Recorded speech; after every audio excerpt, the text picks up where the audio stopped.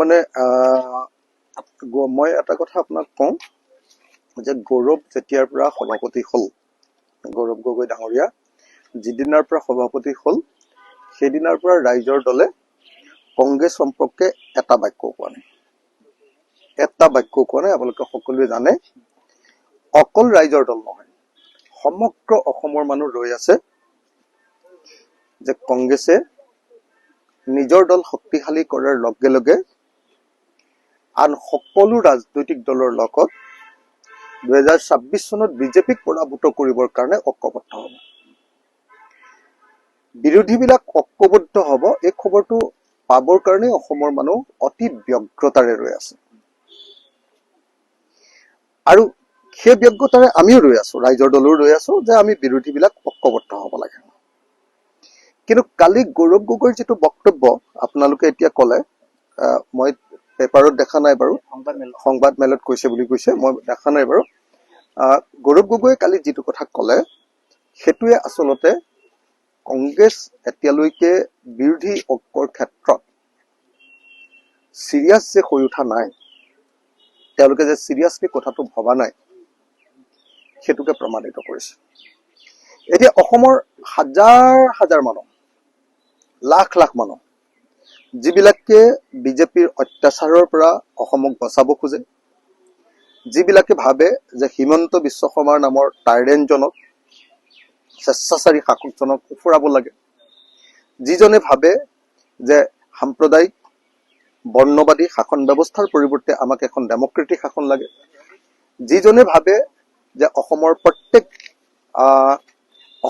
প্ৰত্যেকজন মানুহৰ কণ্ঠ ৰোধ নকৰা এখন গণতান্ত্ৰিক চৰকাৰ লাগে, যিজনে ভাবে যে বিজেপি চৰকাৰৰ দিনত মূল্যবৃদ্ধিৰে দেশখন খতম কৰি দিছে, এই চৰকাৰক আমি উফৰাব লাগে, আমি বাচিব নোৱাৰো।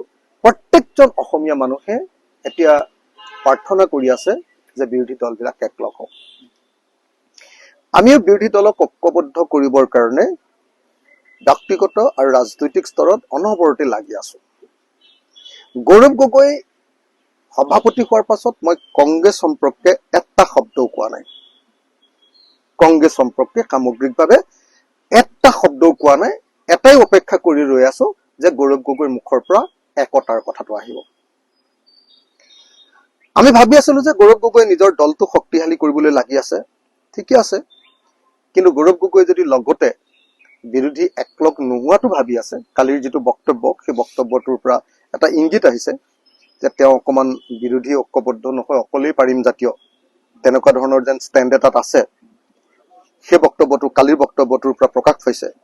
যদি এইটো বক্তব্য সঁচাকে তেখেতৰ দলৰ বক্তব্য বা তেখেতৰ বক্তব্য হয়, তেতিয়াহ'লে সমগ্ৰ অসমীয়া জাতিৰ কাৰণে, যিবিলাক মানুহে বিজেপিক পৰাভূত কৰিবৰ কাৰণে ৰৈ আছে, দিনে ৰাতিয়ে প্ৰাৰ্থনা কৰি আছে, সকলোৰে কাৰণে এই বক্তব্য দুৰ্ভাগ্যজনক। অসুবিধাটো কিয়? আপোনালোকে আগবাঢ়ি গৈছে একত্ৰিতকৰণৰ কাৰণে, জাতীয় পৰিষদো আগবাঢ়ি গৈছে, তেন্তে অসুবিধাটো ক'ত হৈছে, কি কাৰণে আচলতে? মানে কালি মই গম পাইছো পিছত, যেতিয়া কালি যিটো খবৰ পোৱা গ'ল, মানে কালি মই এখন সংবাদমেল কৰিছিলো, পৰহি এখন সংবাদমেল কৰিছিলো। সংবাদমেলখন আছিলে যে APSC কেলেংকাৰীত জড়িত থকা 49জন APS আৰু ACS অফিচাৰক পুনৰ চাকৰিত নিযুক্তি দিবৰ কাৰণে হাইকোৰ্টে অৰ্ডাৰ দিছে।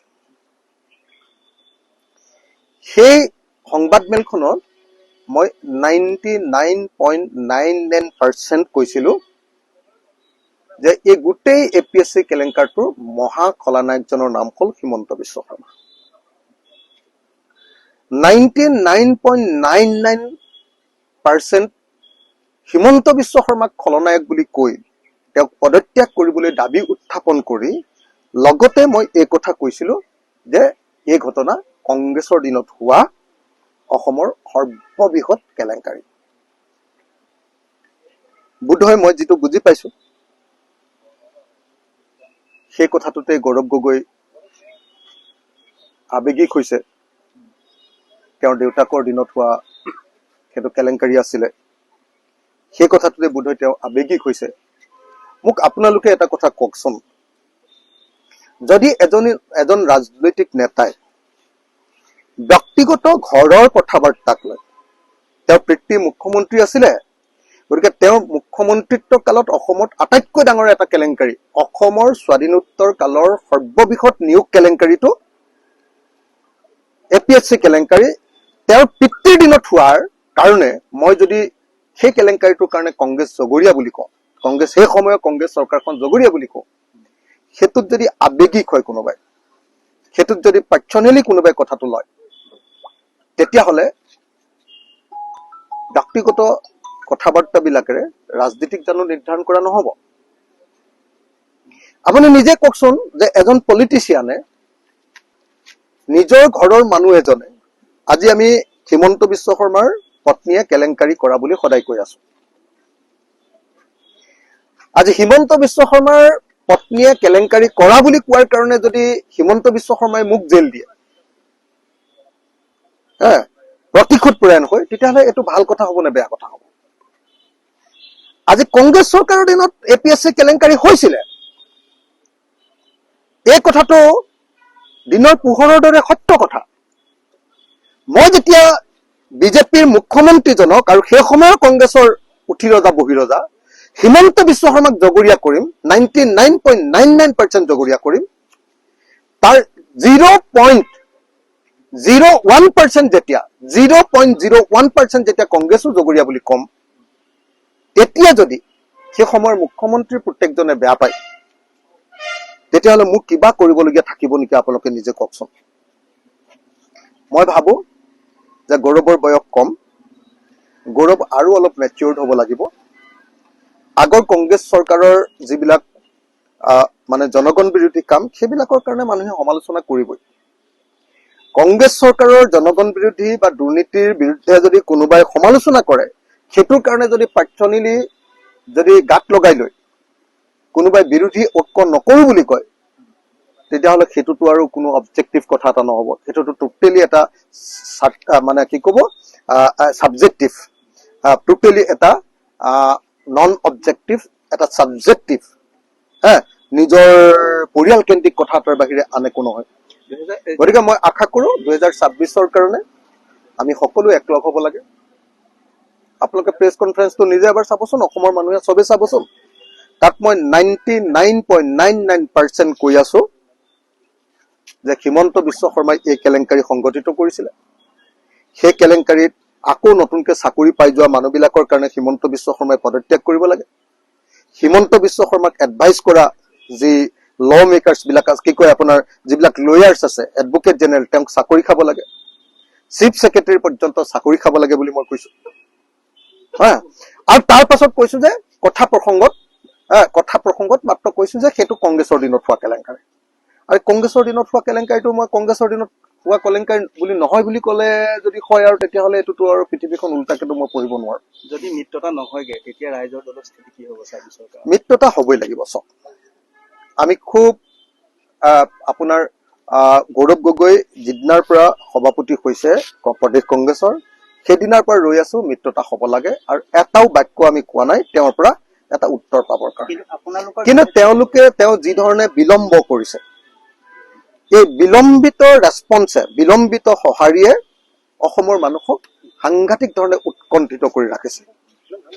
তেওঁ কিয় বিৰোধী পক্ষৰ লগত এতিয়ালৈকে কথা পতা আৰম্ভ কৰা নাই? কিয় এবাৰো কোনো বিৰোধী পক্ষৰ মানুহলৈ এটাও ফোন কৰা নাই? কিয় এবাৰো ক'তো জেচাৰ দেখুওৱা নাই? বিৰোধী পক্ষৰ প্ৰতি ভাল জেচাৰ এটা কেতিয়া কিয় দেখুওৱা নাই?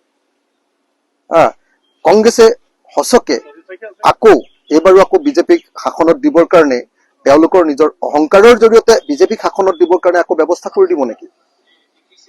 তো এইটো অত্যন্ত চিন্তনীয় বিষয়, আৰু সেইকাৰণে মই আশা কৰিম যে কংগ্ৰেছে 2026ৰ কাৰণে ঐক্যবদ্ধ হ'বৰ কাৰণে কাম আৰম্ভ কৰক। আমি সকলো ঐক্যবদ্ধ হ'বৰ কাৰণে সাজু আছো। কোনেও এইটো ভুল বুজিব নালাগে যে ৰাইজৰ দলে নিজৰ চিট পাবৰ কাৰণে কংগ্ৰেছৰ লগত ঐক্যবদ্ধ হ'বৰ কাৰণে আমি বৰ আশা পালি ৰৈ আছো, এনেকুৱা ভাবিব নালাগে। আমি এই বুলিহে আশা পালি ৰৈ আছো যে 2026 চনত আমি বিজেপিক পৰাভূত কৰিম, আৰু বিজেপিক পৰাভূত কৰাৰ স্বাৰ্থতে আমি 2026 চনত আমি ঐক্যবদ্ধ হ'ব লাগিব, বিৰোধী ঐক্যবদ্ধ হ'ব লাগিব, আৰু হিমন্ত বিশ্ব শৰ্মাক আমি জেলত দিব লাগে। মানে ব্যক্তিগতভাৱে মানে অসুবিধা পোৱাৰ কোনো প্ৰশ্নই নাই, কাৰণ ব্যক্তিগতভাৱে অসুবিধা পোৱাৰ প্ৰশ্নই নাই। এই কথাটো কাইলৈ যদি গৌৰৱ গগৈ মুখ্যমন্ত্ৰী হয় মাজে মাজে কোনোবাই কৈয়ে থাকিব যে APSC কেলেংকাৰীটো হৈছিলে, সেইটোতো নাইকিয়া কৰি দিব নোৱাৰে অসমৰ কাষৰ পৰা, সেইটোতো মাজে মাজে ওলাই থাকিবই। সেইটো কাৰণে আৱেগিক হৈ যদি কাইলৈ যদি তেখেতে চিফ মিনিষ্টাৰ হোৱাৰ পাছত কাৰোবাক জেলত দি দিয়ে, সেইটো ভাল কথা হ'ব নেকি? যে মোৰ দেউতাক এনেকে কৈছে, মই ইয়াক জেলতে দি দিওঁ প্ৰতিশোধ পৰায়ণত, আৱেগিক হৈ, এইটোতো বেয়া কথা ন। তেখেতৰ দেউতাক মুখ্যমন্ত্ৰী আছিলে, গতিকে মুখ্যমন্ত্ৰীজনক মাজে মাজে কোনোবাই সমালোচনা কৰিবই। আৰু মুখ্যমন্ত্ৰীজনক সমালোচনা কৰাৰ কাৰণে যদি বেয়া পায়, আৱেগিক হৈ যদি ৰাজ্যৰ স্বাৰ্থ বিসৰ্জন দিয়ে, সেইটোতো একেবাৰে ছাবজেক্টিভ কথা এটা হ'ব, ব্যক্তিকেন্দ্ৰিক কথা এটা হ'ব। আপোনালোকে মিত্ৰতাৰ আশাত কেতিয়ালৈকে ৰ'ব? আমি মিত্ৰতাৰ আশা সদায় শেষৰ দিনটোলৈকে ৰৈ থাকিম। আমি সদায় মিত্ৰতাৰ কাৰণে আশাবাদী, মিত্ৰতা হ'বই লাগিব, বিজেপিক আমি হৰুৱাবই লাগিব, আৰু বিজেপিক হৰুৱাবৰ কাৰণে সকলো বিৰোধী দল ঐক্যবদ্ধ হ'বই লাগিব। যিকোনো খবৰৰ বাবে যোগাযোগ কৰক 7099017330 লগতে 7099017110 নম্বৰত।